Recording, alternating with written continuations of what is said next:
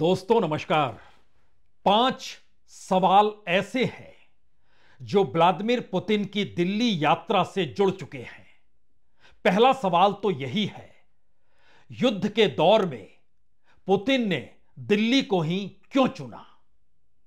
दूसरा सवाल यह है, क्या वाकई क्वाड की बैठक के लिए अगर ट्रंप दिल्ली आ जाते तो पुतिन अपनी यात्रा स्थगित कर देते? ठीक वैसे ही जैसे सुरक्षा कारणों की वजह से इजराइल के प्रधानमंत्री नेतान्याहू ने अपनी यात्रा स्थगित कर दी। तीसरा सवाल, दिल्ली आने से ऐन पहले अमेरिका के 2 प्रतिनिधि जो बात करने के लिए मास्को गए थे, उन्हें व्लादिमीर पुतिन ने खाली हाथ क्यों लौटा दिया? चौथा सवाल, इसी वक्त समूचे यूरोप के भीतर 2 डर क्यों मंडरा रहे हैं? एक डर रूस का है, दूसरा डर अमेरिका को लेकर है। और पांचवा सवाल, क्या दिल्ली की बैठक नई विश्व व्यवस्था का ऐलान कर देगी और भारत के सामने यह निर्णय लेने की स्थिति है वो किसी एक रास्ते पर चल निकले या फिर बैलेंस बनाए?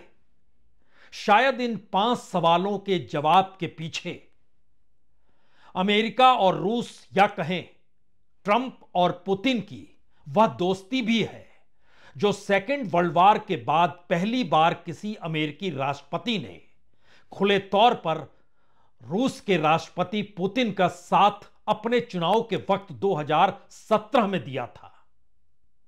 हालांकि इस बार पुतिन का समर्थन नहीं किया, लेकिन जो शांति समझौता यूक्रेन को लेकर बनाया, उस शांति समझौते से ना तो यूक्रेन को कुछ मिल रहा है और ना ही यूरोप उससे संतुष्ट है। और यह सारी परिस्थितियां भारत के भीतर अंदरूनी राजनीति को सतह पर लेकर आ चुकी है, क्योंकि राहुल गांधी जो विपक्ष के नेता हैं वो खुले तौर पर आज यह कहने से चूके नहीं कि सरकार नहीं चाहती है कि पुतिन की मुलाकात उनसे हो, और यह प्रयास सरकार का लगातार है। दुनिया के दूसरे राष्ट्राध्यक्षों से मुलाकात विपक्ष के नेता की जरूर होती है, क्योंकि भारत के बारे में सिर्फ सत्ता की राय मायने नहीं रखती है। और पुतिन ऐसा भी नहीं है कि पहली बार भारत के प्रधानमंत्री नरेंद्र मोदी से मिल रहे हैं। इससे पहले वो मनमोहन सिंह से मिल चुके हैं, उससे पहले अटल बिहारी वाजपेयी से मुलाकात हो चुकी है। उस दौर में जब मनमोहन सिंह प्रधानमंत्री थे, उस दौर में सोनिया गांधी से उनकी मुलाकात हो चुकी है। जिस वक्त ओबामा भारत आए थे, उस वक्त विपक्ष के नेता के तौर पर सुषमा स्वराज उस वक्त जीवित थी। उनसे मुलाकात ओबामा की कराई गई थी या हुई थी। यह अलग मसला है कि इस दौर में विदेश मंत्रालय ने कहा कि हम अपने तौर पर सिर्फ और सिर्फ सरकार के कौन से कार्यक्रम होंगे उसको लेकर सूची बनाते हैं और उस पर हम काम करते हैं। सरकार से हटकर किस शख्स से किसे मिलना है, किस राष्ट्राध्यक्ष को मिलना है, यह उसकी टीम तय करती है, वो तय नहीं करते। राहुल गांधी ने इससे इनकार किया। अतीत के इन चंद पन्नों को पहले खोल लीजिए, देख लीजिए।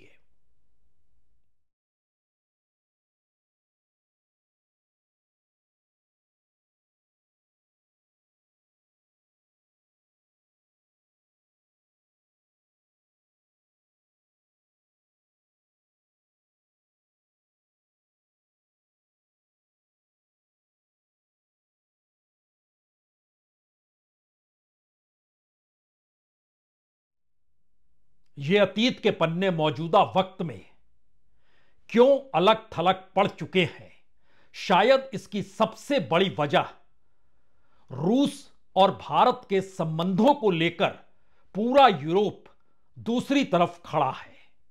अमेरिका के भीतर भी एक मोटी लकीर, खास तौर से भारत को लेकर, जो इस वक्त ब्रिक्स और एससीओ के जरिए रूस और चीन के साथ खड़ा है, उसको लेकर अमेरिका में भी एक मोटी लकीर बांटने वाली खींची जा चुकी है। जो हालात रूस और चीन के आर्थिक संबंधों को लेकर अमेरिका को डरा रहे हैं या फिर अमेरिका की टैरिफ नीति को लेकर अंतर्राष्ट्रीय तौर पर यूरोप ही नहीं, समूची दुनिया के अलग अलग देशों में, यहां तक कि साउथ ईस्ट एशिया कहें या मिडिल ईस्ट कहें, वहां पर भी जो हंगामा बरपा हुआ है और जिस लकीर पर ट्रंप खुद चल रहे हैं, खास तौर पर सीरिया से मुलाकात, वहां के राष्ट्राध्यक्ष से मुलाकात, उनको यूनाइटेड नेशन बुलाना, जबकि उससे पहले वो आतंकवादियों की फेहरिस्त में उनका नाम अमेरिका ने ही रखा था। तो क्या यह एक ऐसा सवाल पहली बार भारत के भीतर भी है जहां पर दुनिया के दूसरे देशों को भी लगने लगा है कि अगर भारत का यह रास्ता जो इस वक्त प्रधानमंत्री मोदी के जरिए बन रहा है, उससे हटकर राहुल गांधी की सोच होगी या कांग्रेस की सोच होगी या फिर विपक्ष की सोच होगी। यानी भारत की अंदरूनी राजनीति में भी भारत की विदेश नीति और कूटनीति क्या प्रभावित करने लगी है, क्योंकि अमेरिका के साथ टैरिफ समझौता अभी तक हुआ नहीं है। अमेरिका एक वैकल्पिक रास्ता कहीं भारत के लिए बना तो नहीं रहा है। इन सब के बीच रूस के साथ संबंध आज के नहीं है। इंदिरा गांधी ने जिस वक्त दुनिया के मानचित्र पर बांग्लादेश को जन्म दिया था, उस वक्त भी रूस भारत के साथ खड़ा था, अमेरिका विरोध कर रहा था। यानी एक नई परिस्थिति अंतर्राष्ट्रीय मानचित्र पर, अगर नई विश्व व्यवस्था कहें या फिर एक तरफ डॉलर का सवाल, दूसरी तरफ ब्रिक्स और एससीओ का सवाल, तीसरी तरफ क्वाड को लेकर अमेरिका का रुख और चौथी तरफ ट्रंप जिस आर्थिक नीतियों के आश्रय अमेरिका को मजबूत बनाना चाहते हैं और दुनिया के 19 देशों को उन्होंने ब्लैक लिस्टेड भी कर दिया है कि वहां का कोई शख्स अब अमेरिका आ नहीं सकता है। यह एक ऐसी परिस्थिति अंतर्राष्ट्रीय तौर पर जन्म ले चुकी है जो समूची दुनिया को प्रभावित कर रही है। लेकिन इस वक्त तो केंद्र में दिल्ली है और दिल्ली में राहुल गांधी विपक्ष के नेता के तौर पर हैं, जो प्रधानमंत्री मोदी की नीतियों से सहमति कतई नहीं जताते हैं पार्लियामेंट के भीतर भी। वो सवाल चाहे चीन को लेकर हो या अमेरिका के साथ टैरिफ नीतियों को लेकर हो, वो सवाल भारत की इकोनॉमी से जुड़ा हुआ हो या सामरिक दृष्टि से जो कुछ जिस तरीके से ऑपरेशन सिंदूर को लेकर हुआ, उसको लेकर जो विपक्ष का रुख रहा, वह भी सरकार से जुदा है। शायद इसीलिए क्या राहुल गांधी अंतर्राष्ट्रीय तौर पर जब जो यात्रा करते हैं, उस यात्रा को लेकर एक विवादास्पद परिस्थितियां भारत की राजनीति को प्रभावित करती है और हर मुलाकात के वक्त भारत को लेकर ही सवाल, भारत की डेमोक्रेसी को लेकर ही सवाल राहुल गांधी खड़ा करते हैं। क्या यह एक पर्दे के पीछे की एक ऐसी हकीकत है जिसमें अंतर्राष्ट्रीय तौर पर वह भी महाशक्तियों द्वारा किसी देश की राजनीतिक सत्ता को प्रभावित करने की क्षमता अगर होती है, तो क्या उसका दूसरा अक्स उस दौर में जो विपक्ष होता है, उससे राजनीतिक सौदेबाजी की दिशा में चीजें बढ़ जाती हैं? क्या यह घबराहट मौजूदा वक्त में राजनीतिक सत्ता को देश के भीतर है? और इसीलिए राहुल गांधी ने आज खुलकर कहा कि दरअसल उनसे मुलाकात नहीं करने दी जाती है और शायद ये इस वक्त मोदी सरकार के भीतर एक असुरक्षा की भावना है। जनरली इस सरकार की पॉलिसी है, नॉर्मली ट्रेडिशन होता है कि एलओपी के साथ जो भी बाहर से आते हैं उनकी मीटिंग होती है। ये वाजपेयी जी के टाइम होता था, मनमोहन सिंह जी के टाइम होता था, ये ट्रेडिशन रहा है। बट आजकल क्या होता है कि जो फॉरेन डिग्नेटरीज आते हैं या जब मैं कहीं बाहर जाता हूं तो सरकार उनको सजेस्ट करती है कि एलओपी से नहीं मिलना चाहिए। तो ये इनकी पॉलिसी है, ये हर बार करते हैं। जब मैं बाहर जाता हूं ये करते हैं, जब लोग यहां आते हैं मैं करता हूं। हमें मैसेज मिलता है कि हमें बताया गया है कि सरकार हमसे कहती है कि आपसे नहीं मिलना है। रिलेशन देखिए, रिलेशन तो सबके साथ है।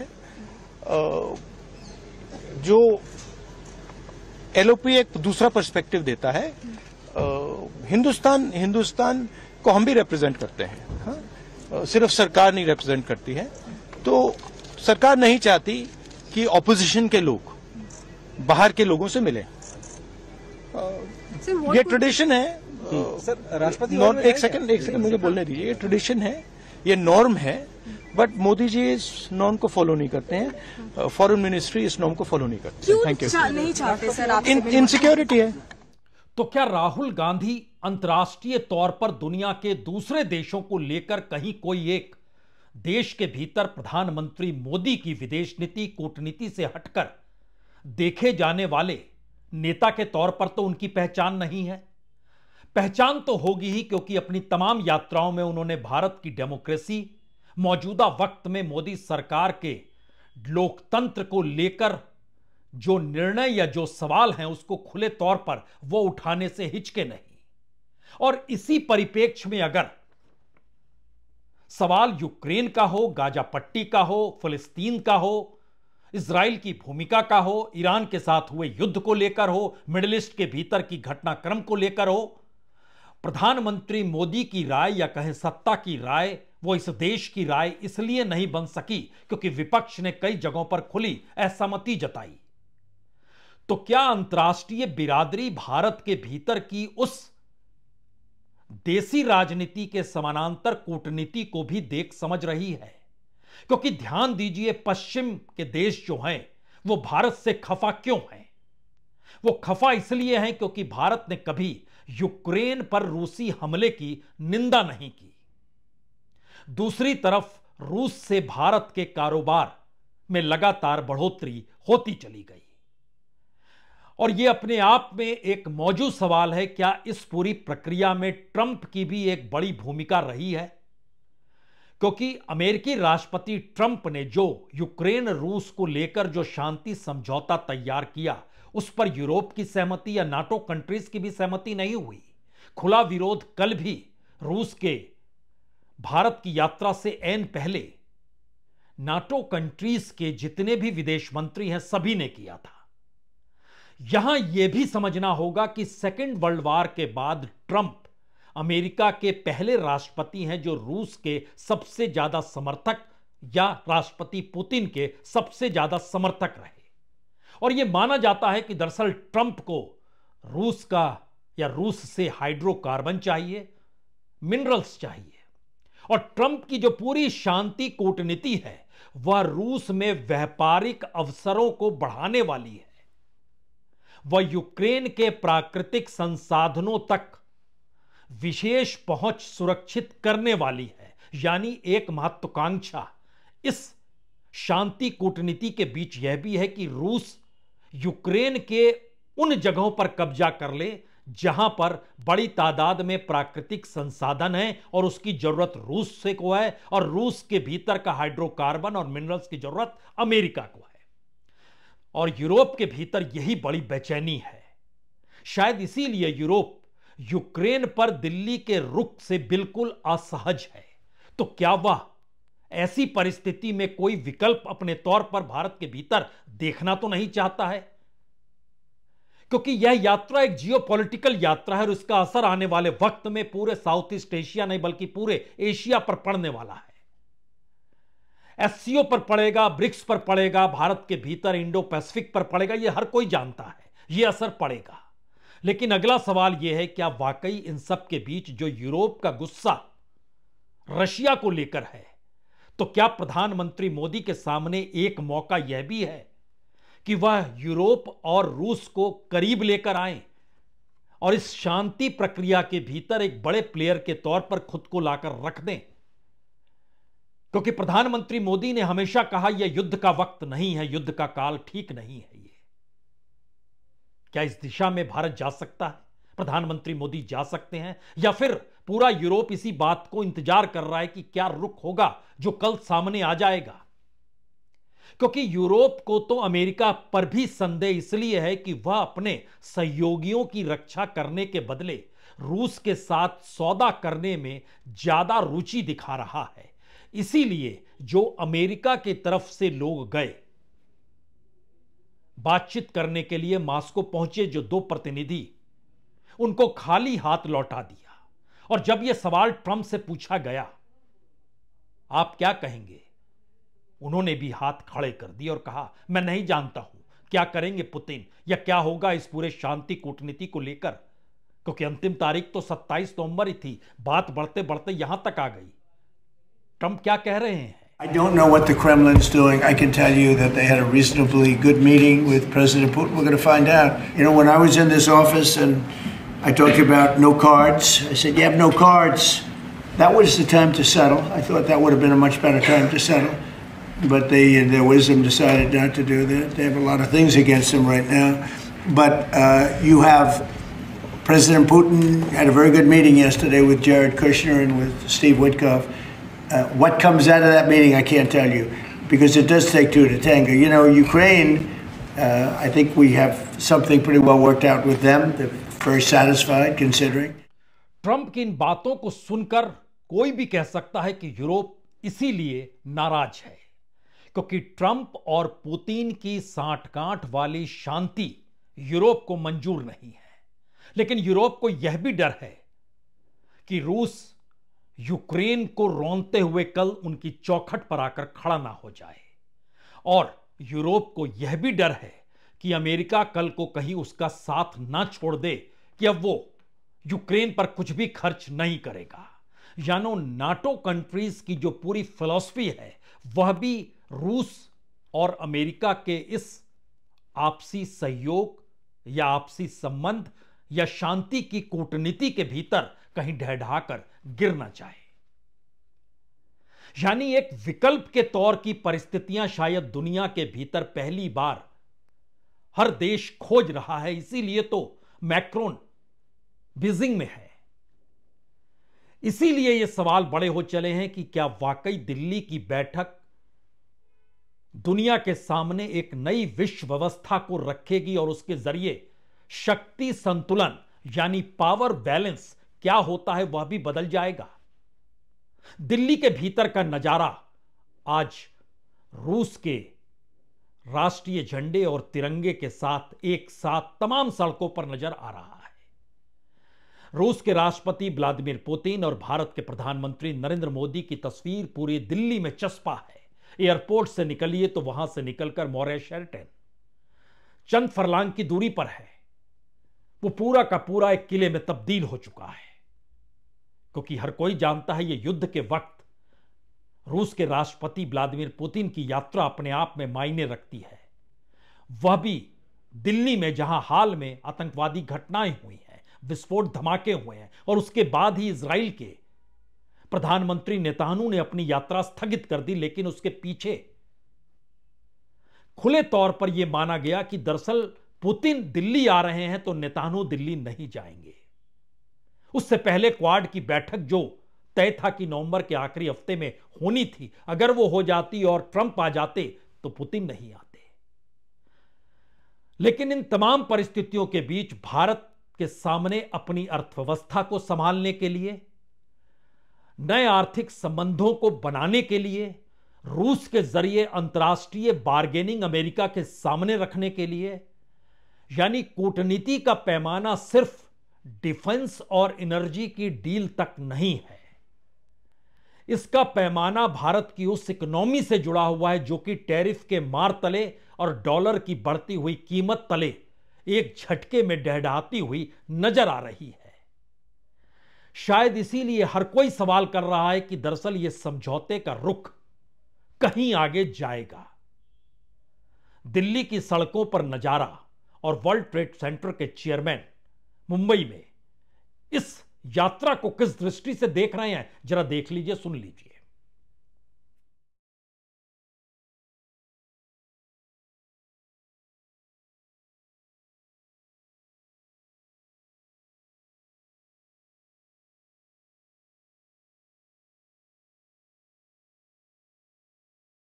लैंडमार्क विजिट है ये बार। जियोपॉलिटिकल सिचुएशन जो देखते आए हैं, तो ये बात फैक्ट है कि ट्रेड डेफिसिट काफी बढ़ी है, क्योंकि अब 65 बिलियन का ट्रेड हो गया और अगले साल बोलते हैं 100 हो जाएगा। तो जब ट्रेड डेफिसिट बढ़ेगी तो कुछ ना कुछ होगा। एक तो हम देख रहे हैं कि वो इन्वेस्ट करे इंडिया में, कैपिटल मार्केट के थ्रू करे या ज्वाइंट वेंचर्स में करे, ये टेक्नोलॉजी ट्रांसफर करके करे। तो एक तो उसमें करे, कुछ सेक्टर्स उसमें चुने, टेक्नोलॉजी, आर्टिफिशियल इंटेलिजेंस है, ये सब सेक्टर्स में वो लोग का इन्वेस्टमेंट करने की इच्छा भी वो करेंगे। तो इंडिया का एक बूमिंग मार्केट है, तब रशिया भी सोचता है कि हम भी इसमें घुसे। On hearing the word Russia, the first word that comes to the mind of every Indian is India's sukh dukh ka sathi. आप कह सकते हैं भारत खुद को तैयार कर रहा है। भारत दुनिया के सामने एक मैसेज देने की कोशिश कर रहा है।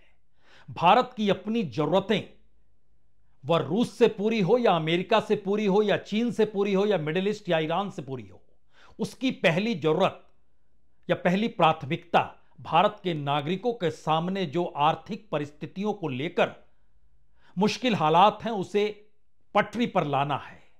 सबको पता है कि कच्चा तेल अब रूस से नहीं आएगा, अंतर्राष्ट्रीय बाजार में तेल की कीमत बढ़ेगी। भारत जो भी माल बाहर से मंगाता है यानी इंपोर्ट करता है, अब उसके लिए जो डॉलर में चुकाना होगा उससे भारत के भीतर महंगाई बढ़ेगी। कमाई है नहीं, महंगाई बढ़ेगी। और इन तमाम परिस्थितियों के बीच भारत का रुख इससे पहले जिन बैठकों के जरिए जो भी निकल कर आया वो समाधान तक पहुंचा नहीं है। एक नई करेंसी की खोज ब्रिक्स कर रहा था, लेकिन ट्रंप ने चेताया और उसके बाद सब कोई सहम गए। एससीओ की बैठक के जरिए मल्टीपोलर वर्ल्ड को खोजने की दिशा में रूस, चीन और भारत तीनों निकले, लेकिन स्थितियां अभी भी अनुकूल हुई नहीं है। तो क्या भारत या कहें प्रधानमंत्री मोदी खुद को तैयार कर रहे हैं कि वह किसी एक पक्ष को चुने, किसी दबाव में आए या एक बैलेंस बनाकर उस दिशा में बढ़ जाए जहां पर अमेरिका भी ना रूठे, यूरोप को भी लगे कि भारत उसके लिए एक अनुकूल देश है, रशिया को भी यह महसूस हो कि दरअसल रास्ता ना चुनना ही भारत के लिए अभी जरूरी है। लेकिन इन तमाम परिस्थितियों के बीच डील तो होगी, डील हो रही है और रशिया इसे खोना नहीं चाहता है, खासतौर से डिफेंस के क्षेत्र को लेकर। इसीलिए डिफेंस मिनिस्टर की मौजूदगी और भारत के डिफेंस मिनिस्टर दोनों आमने सामने बैठे, क्योंकि इन सब में यह माना जा रहा है कि भारत जो सुकोई 57 है उसे चाहता है क्या, S-400 एयर डिफेंस सिस्टम जो है उसे चाहता है क्या, सुकोई 30 को अपग्रेड करवाना चाहता है या सुकोई 57 जो रशिया बेचना चाहता है उस पर समझौता होगा क्या। अंटार्कटिका और हिंद महासागर के क्षेत्र में दोनों देश का एक साथ सहयोग देंगे। इसीलिए आज रशिया के डिफेंस मिनिस्टर और भारत के डिफेंस मिनिस्टर आमने सामने बैठे। Друзья, namaste. Namaste. Thank you so much, distinguished minister, distinguished colleagues, distinguished guests. Namaste. Искренне рад нашей новой встрече на индийской земле. Благодарны за гостеприимство, оказанное нам с первых минут пребывания в Дели. सभी को यहाँ होस्ट करना मेरे लिए बहुत ही एक प्रसन्नता का विषय है और सम्मान की बात है। हमारे देशों के बीच बाइलेटरल डिफेंस कोऑपरेशन पर चर्चा करने और उसे बढ़ावा देने के लिए इतनी दूर भारत तक आने के लिए मैं आपको बहुत बहुत धन्यवाद देता हूं। मैसेज तो साफ है, पुतिन की दिल्ली की यात्रा दो देशों के द्विपक्षीय व्यापार समझौतों को लेकर नहीं है। मैसेज यह भी साफ है कि दरअसल भारत के साथ जो संबंध रूस के रहे हैं उन संबंधों के मद्देनजर यह यात्रा सिर्फ एक सामान्य परिस्थिति में है, बिल्कुल नहीं। दरअसल यह यात्रा जिन जियोपॉलिटिकल परिस्थितियों के बीच आकर खड़ी हो चुकी है उसमें आखिर में भी 5 बड़े सवाल हैं। पहला बड़ा सवाल तो भारत को लेकर यही है, क्या वाकई अपनी कूटनीति के जरिए पहली बार भारत दुनिया के हर देश को यह संदेश दे पाएगा कि वह अपनी जरूरतों की लड़ाई लड़ रहा है और वो किसी के साथ नहीं है। दूसरा सवाल, क्या यूरोप और अमेरिका भारत की इस कूटनीति में भारत के साथ खड़े होंगे या नहीं होंगे। तीसरा सवाल, क्या रूस और चीन जिनकी आपसी भागीदारी अमेरिका को चुनौती दे रही है और यूरोप को भी कम से कम एक धमकी तो दे ही रही है, खास तौर से जब रूस ये कहता है युद्ध चाहे तो हम कल ही कर लेंगे अगर यूरोप को ऐसा लगता है तो। इस परिस्थिति के भीतर प्रधानमंत्री मोदी की कौन सी भूमिका होगी, शायद यह भी सबसे बड़ा सवाल है। चौथा सवाल इन सब से हटकर है, क्या इस दौर में भारत के भीतर जो सवाल राहुल गांधी ने उठा दिया वो अंतर्राष्ट्रीय समुदाय के लिए एक मैसेज है कि वह इस देश के भीतर उस राजनीतिक लकीर को खींच रहे हैं जिस राजनीतिक लकीर से उलट प्रधानमंत्री मोदी की अपनी सत्ता की लकीर है, यानी दुनिया के वह देश भारत के भीतर राहुल गांधी को देख सकते हैं। और इसी से जुड़ा हुआ पांचवां भी सवाल भारत और मौजूदा वक्त में देश के भीतर की उस राजनीति से जाकर जुड़ चुका है जो भारत के भीतर की आर्थिक परिस्थिति, चीन पर बढ़ती हुई निर्भरता, रूस और अमेरिका में बैलेंस बनाने की कोशिश, इन सब के बावजूद अरुणाचल प्रदेश को लेकर चीन का रुख, इन सब के बीच ट्रंप द्वारा लगातार चेताना और चीन का पाकिस्तान के करीब होना, पाकिस्तान का अमेरिका के करीब हो जाना, यानी अंतर्राष्ट्रीय तौर पर क्या भारत की देसी राजनीति यह मैसेज अंतर्राष्ट्रीय मंच को दिल्ली में पुतिन की यात्रा के वक्त देना चाह रही है कि भारत के भीतर भी कई सवाल हैं जो इससे पहले कभी किसी यात्रा को लेकर होते नहीं थे। तो क्या पुतिन, ट्रंप, यूरोप, चीन, इन सब से हटकर नया सवाल तो यही है, क्या इस दिल्ली की यात्रा के बाद जो मैसेज अंतर्राष्ट्रीय तौर पर जाएगा उसमें आने वाले वक्त में दिल्ली एक कॉन्फ्लिक्ट जोन के तौर पर अंतर्राष्ट्रीय मानचित्र पर उभर जाएगा। और दिल्ली के कॉन्फ्लिक्ट जोन का मतलब बहुत साफ है,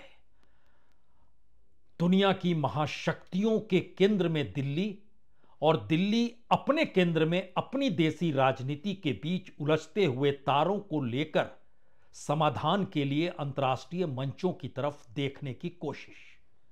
यह पहली बार दुनिया के सामने दिल्ली कॉन्फ्लिक्ट जोन में अगर खड़ा हो जाता है तो शायद यही होने वाला है। बहुत बहुत शुक्रिया, बहुत बहुत शुक्रिया।